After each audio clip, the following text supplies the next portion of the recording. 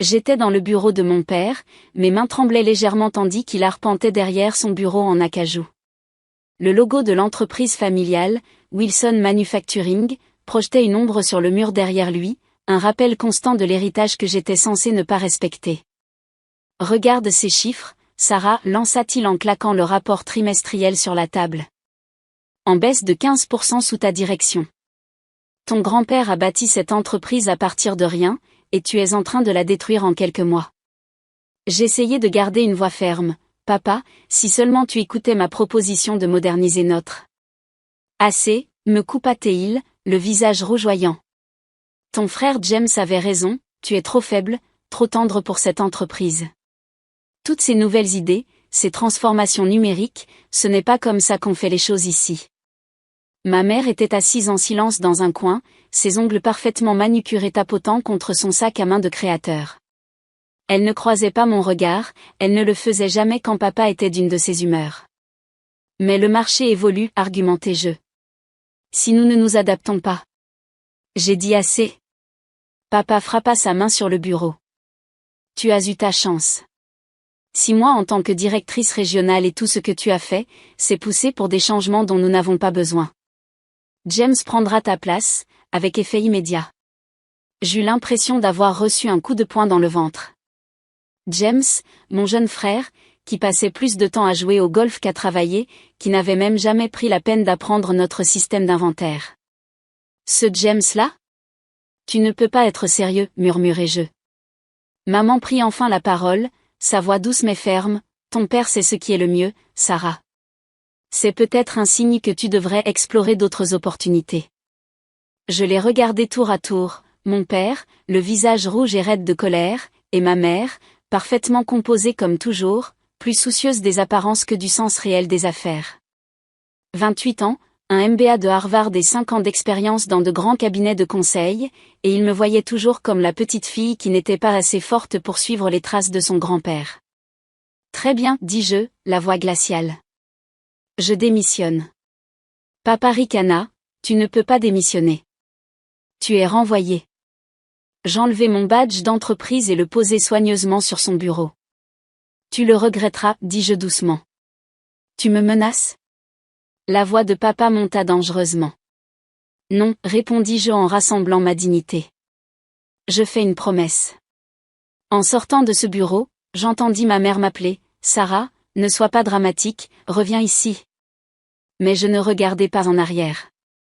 J'avais travaillé chez Wilson Manufacturing depuis l'âge de 16 ans, en commençant à l'entrepôt, apprenant chaque aspect de l'entreprise. Je connaissais nos fournisseurs, nos clients, nos forces, surtout, nos faiblesses. Je savais aussi quelque chose que mon père ignorait, l'entreprise était en plus grande difficulté qu'une simple baisse trimestrielle de 15%. Dans mon bureau, je téléchargeais rapidement des fichiers clés sur mon disque personnel, rien de confidentiel, juste des études de marché et des retours clients que j'avais recueillis au cours des 6 derniers mois. James prenait peut-être ma place, mais mon travail venait avec moi. Alors que je rangeais mes affaires personnelles dans une boîte, mon téléphone vibra. C'était un SMS de Marcus, notre directeur financier et l'une des rares personnes qui soutenaient mes plans de modernisation. Je viens d'apprendre. Ils font une énorme erreur. Appelle-moi quand tu pourras. Je souris légèrement. Papa n'avait aucune idée de ce qu'il venait de déclencher. Son style de gestion désuet et sa résistance au changement ne nous coûtaient pas seulement des parts de marché, il chassait nos meilleurs talents. Marcus n'était pas le seul à le voir. En traversant l'entrepôt pour la dernière fois, je m'arrêtai pour dire au revoir aux ouvriers que j'avais appris à connaître au fil des ans. Beaucoup semblaient choqués, certains en colère pour moi. Ne vous inquiétez pas pour moi, leur dis-je. Parfois, la meilleure chose qui puisse arriver est d'être poussé hors de sa zone de confort. Dehors, je plaçai ma boîte dans ma voiture et jetai un dernier regard au bâtiment. Wilson Manufacturing avait été toute ma vie, mon héritage, mon avenir. Maintenant, ce n'était plus qu'une autre entreprise commettant l'erreur fatale de s'accrocher au passé. Je sortis mon téléphone et composai un numéro que j'avais gardé pour une occasion spéciale. Bonjour Michael, c'est Sarah Wilson. Vous vous souvenez de cette opportunité d'investissement dont nous avons discuté ? Je suis prête à parler des détails. Les 6 mois suivants allaient tout changer.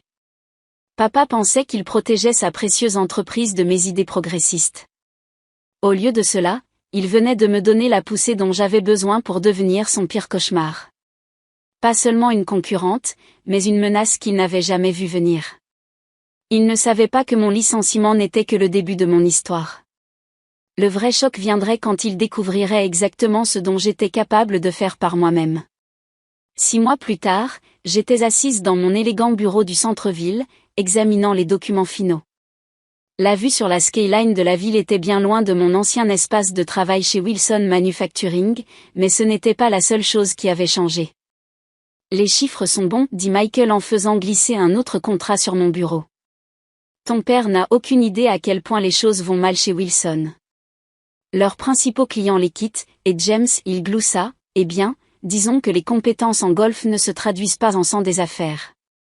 Je souris en me rappelant à quelle vitesse tout s'était mis en place après ce jour fatidique. Michael, un investisseur en capital risque que j'avais rencontré lors d'une conférence professionnelle, avait été impatient de soutenir ma nouvelle entreprise, NextGen Manufacturing Solutions. Nous avions passé les 6 derniers mois à débaucher les meilleurs talents de Wilson et d'autres concurrents, mettant en œuvre les mêmes stratégies de modernisation que mon père avait rejetées. Mon téléphone vibra, un SMS de Marcus, qui avait démissionné de Wilson il y a 3 mois pour me rejoindre en tant que directeur financier. Ton frère vient de perdre le compte Anderson. Ton père est en pleine crise. Je n'étais pas surprise. Le compte Anderson était chez Wilson depuis 20 ans. Je m'étais personnellement occupé de leurs affaires au cours des 3 dernières années, c'est pourquoi il m'avait suivi chez NextGen sans hésitation. Sarah, Michael se pencha en avant, son expression sérieuse. L'action de Wilson Manufacturing a chuté de 40% depuis ton départ. Ils sont vulnérables. Si nous agissons maintenant. J'acquiesçai en affichant la présentation sur mon ordinateur portable. La proposition d'OPA hostile est prête. Nous avons acquis suffisamment d'actions par le biais de sociétés écrans au cours des derniers mois. Encore un effort et nous aurons une participation majoritaire. Juste à ce moment-là, mon assistante, Emma, frappa et entra. Mademoiselle Wilson, votre mère a appelé au bureau. Elle dit que c'est urgent. Bien sûr que ça l'était, maman pensait toujours que tout était urgent. Je n'avais pas parlé à mes parents depuis ce jour-là, bien que j'ai entendu beaucoup de choses par la rumeur. Le tempérament de papa s'était aggravé à mesure que l'entreprise luttait, James était dépassé et leurs meilleurs employés partaient en masse. Dis-lui que je suis en réunion, répondis-je. En fait, dis-lui que je les verrai tous très bientôt. Emma hocha la tête, essayant de cacher son sourire. Tout le monde au bureau savait ce qui allait arriver. La semaine suivante se déroula dans un tourbillon de réunions et de documents juridiques. Finalement, tout était en place. Wilson Manufacturing convoquait une assemblée générale extraordinaire des actionnaires pour aborder la baisse des performances de l'entreprise. En tant que nouvel actionnaire majoritaire, bien qu'il ne le sache pas encore, j'avais une place au premier rang de ce qui allait devenir la réunion de famille la plus dramatique de l'histoire de l'entreprise. Le matin de la réunion, je me tenais devant mon miroir en pied, ajustant mon tailleur de créateur. Fini la fille timide essayant de plaire à son père. À sa place se tenait une PDG qui avait bâti une entreprise prospère à partir de rien en 6 mois. Prête, demanda Marcus, attendant près de la porte de mon bureau. J'attrapai ma mallette contenant les documents de l'OPA. Il est temps de leur montrer à quel point je suis faible. Nous arrivâmes tôt chez Wilson Manufacturing. À travers les portes vitrées, je pouvais voir les actionnaires se rassembler dans la salle de conférence principale. Papa était assis en bout de table, essayant de maintenir sa présence autoritaire habituelle, mais visiblement tendue. Maman était assise à côté de lui, parfaitement coiffée comme toujours, mais avec des rides d'inquiétude autour des yeux. James était là aussi, tripotant ses notes de présentation. Ton frère a l'air d'être sur le point d'être malade, murmura Marcus. Attends de voir ce qui arrive, répondis-je. À 9 heures précises, la réunion fut déclarée ouverte. Je me tenais dans le couloir, écoutant papa essayer d'expliquer les échecs de l'entreprise, blâmant les conditions du marché, la concurrence étrangère, tout sauf son propre mauvais leadership. Puis vint le moment que j'attendais. Le président annonça, et maintenant, nous devons aborder l'éléphant dans la pièce. Une part importante des actions de la société a été acquise par une nouvelle entité au cours des 6 derniers mois. Le nouvel actionnaire majoritaire est ici aujourd'hui pour discuter de l'avenir de Wilson Manufacturing. J'entendis la vive inspiration de ma mère, la demande furieuse de mon père de savoir qui osait essayer de prendre son entreprise. James bégayait quelque chose à propos d'actions en justice. Prenant une profonde inspiration, j'ouvris les portes de la salle de conférence et entrai. La salle devint silencieuse. La tasse de café de maman glissa de ses doigts, se renversant sur la table polie. Le visage de papa passa du rouge au blanc en quelques secondes. James avait l'air de pouvoir s'évanouir. Je marchai jusqu'à l'avant de la salle, posai ma mallette sur la table et souris. Commençons. C'est impossible, balbutia papa, se levant à moitié de sa chaise. Tu ne peux pas, tu n'as pas les ressources pour. En fait, dis-je en ouvrant ma mallette et en distribuant des documents aux membres du conseil d'administration, si. NextGen Manufacturing Solutions, ma société, détient désormais 51% des actions de Wilson Manufacturing. Et ceci, je brandis un autre document, est notre proposition d'acquisition complète. Maman éponguait le café renversé avec des mains tremblantes, son calme parfait se fissurant enfin. Sarah, chérie, nous pouvons sûrement en discuter en famille. Famille? Je ris, mais il n'y avait aucun humour dans ce rire.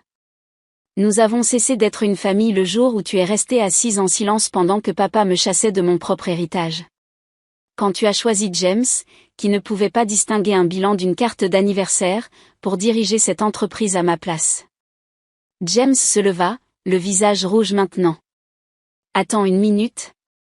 Bénéfice trimestriel en baisse de 60%, le coupé-jeu en faisant défiler ma présentation. 8 clients majeurs perdus. 32 employés clés ont démissionné. Et je fis une pause pour créer un effet, 3 procès en cours de clients en raison de problèmes de contrôle qualité. Ai-je oublié quelque chose, James? Ou étais-tu trop occupé à travailler ton swing de golf pour remarquer que l'entreprise coulait?